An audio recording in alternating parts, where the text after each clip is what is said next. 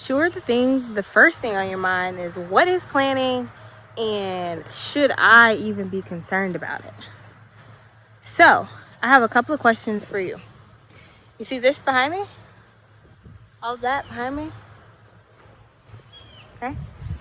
Do you or your family own some property? Are you a homeowner? Do you have a minor child or any children at all? What about, are you concerned about any conflict after you pass away? Are you a business owner? Or what, if anything, do you have some strong feelings about the healthcare system and you want to be in control of what happens if you become incapacitated? You want to tell the healthcare system what you want. Is that something that you have some strong feelings about? Well, stay tuned. Let's walk on this journey and let's learn why planning is important for you.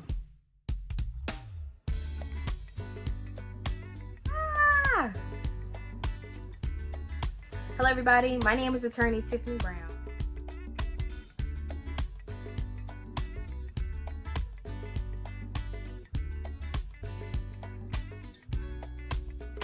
And I've got studios to voice in, and I've got news for rejoicing.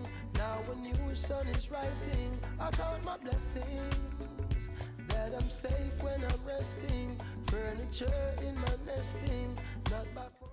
Hello, everybody.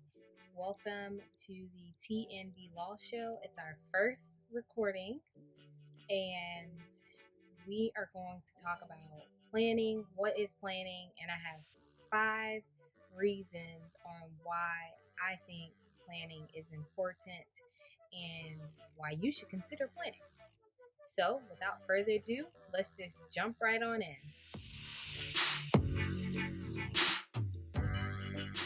Okay, so what is planning? Let's talk about it.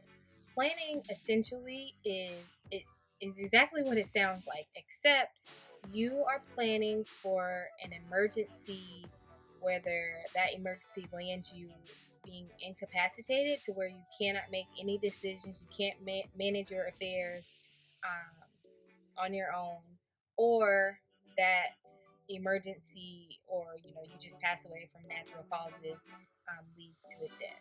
So essentially you are planning for either becoming incapacitated or passing away, which we know one of the two is definitely going to occur, right? I like to equate planning to packing or planning a vacation. When we are planning to go out of town on a trip, we do a number of things. Maybe we check the weather, we pack different options for clothing, we take multiple pairs of shoes, just in case we're doing a different number of activities, or what else? You plan for your trip, the airfare. So, you get the picture, right? So there's a lot of planning that goes into place. A lot of us usually, we don't just hop on and go, right? We do a little bit of planning. So that's essentially what you would do, except for you're planning for what is going to happen to things that you own, for the people that you love.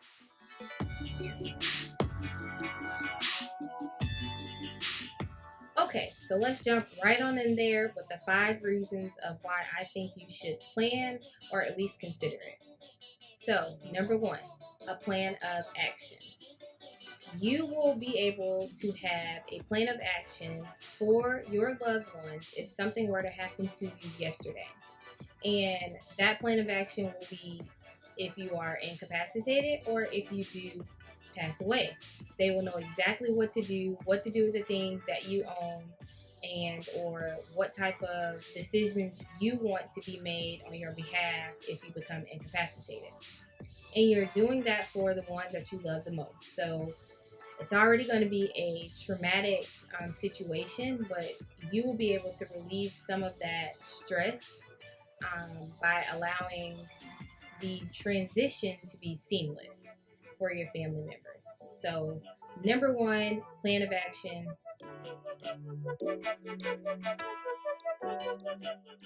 Okay, number two, you will be able to have your affairs managed.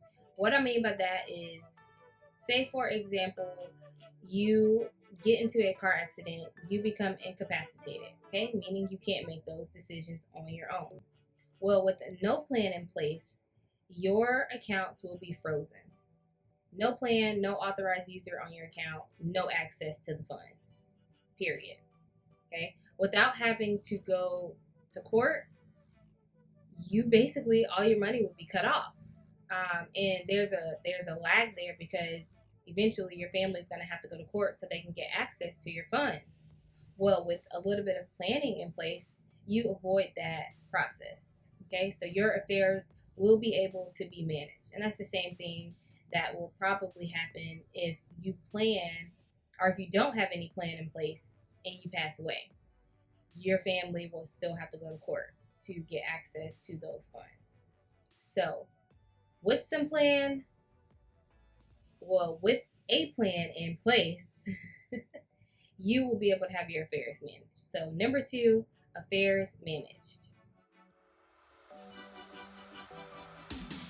Number three, possibly avoiding the court process. So, I touched on this just a little bit from number two when I talked about having the ability to have your affairs managed.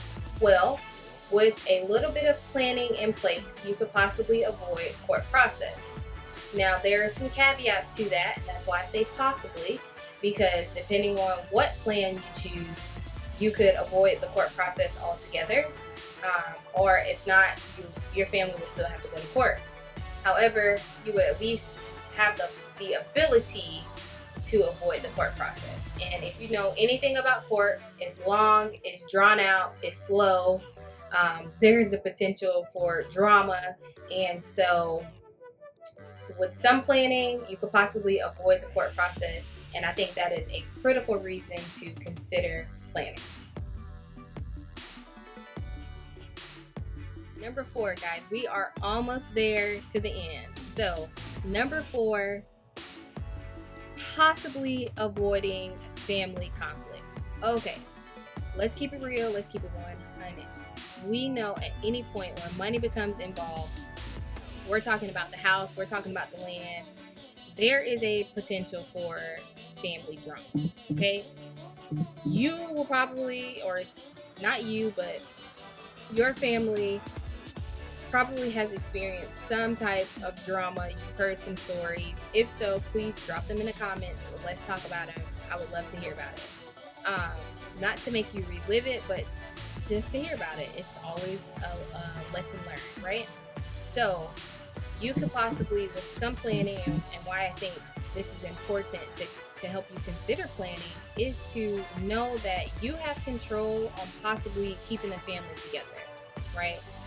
And I say that because your family will probably sleep a little bit better at night knowing that, for example, if mom said she wanted all four of us to have the house, or mom said she wanted my sister to have the car, right? We can sleep a little bit better knowing that, well, that was mom's wishes.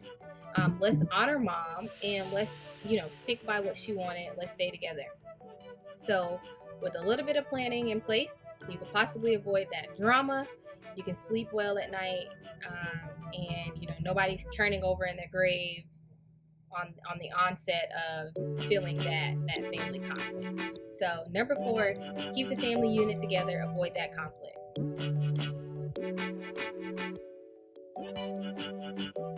We made it to the end. Just kidding. Number five, okay, creating a legacy, generational wealth. So I think this is a huge one because at least for my community, African American, our Black families, we really, what I've seen anyway, is we really lack the knowledge of what planning can do for our families and our generations to come and our legacies. Okay, so we can use planning as a leverage to really create a legacy, really create that generational wealth and pass on more than your assets, because that's something, and I'll touch on that, but that's something that I really take into consideration that we should pass down more than just our money, right? More than just our assets. We want to know how to make those biscuits. Like, hello. So number five, we can use planning to create our legacy and really take advantage of having control while we are here, right? So again, we plan for everything else that we do while we are here. We plan for our vacations, right? We take out clothes the night before to plan for the next day. We plan for lunch. Like all of these things that we plan for, we can definitely plan for the one thing that we know is going to happen, which we know we are going to die. And so we can plan for that while we are here and set our families up for success in the future. And so number five is huge for me. Creating that generational wealth, creating legacy, and if that's something that you are on, you should definitely consider planning. And let's make it work. Let's make it happen. Let's change our future, and Let's let the change start with us. How about that? Okay, so we made it to the end, y'all. Yay, yay, yay, yay, yay. All right, so really quick, let's just recap the 5 reasons on why I think you should consider planning. Number 1, you'll have a plan of action. Number 2, you'll have all of your affairs managed. Number 3, you could possibly avoid the court process altogether. Number 4, you could possibly avoid any type of family conflict, family infighting, family drama, right? Number 5, creating that legacy, creating that generational wealth, something that I know a lot of us talk about. And so this is just the beginning. I think this information is so important, and it's not a matter of us not taking advantage of it as much as it is we just don't know. We just don't know the importance about it, and we don't know what it could do for our families. The ones that are following after us, your grandkids, your great grandkids, all of that. So that is why I think starting this conversation is so important. And please feel free to drop any questions, any comments down below, and let's start this discussion. Also, if you feel like this resonated with you and you want to go ahead and schedule a life and legacy planning session, I will drop my website information, my contact information down below. Feel free to schedule that with me, and we can talk about your finances, and you'll at least walk out with a financial overview of everything that you own, and then also with an understanding of what happens or what is the state's plan for you and your family. And then you can make the decision on whether you agree with that or is that something that you want, and then we can go from there. So I really truly appreciate you guys sticking around, listening to this information, and please, please, please, please like and subscribe, and then share this with someone that you love and care about. So I'll see y'all on the next one, and we'll talk then.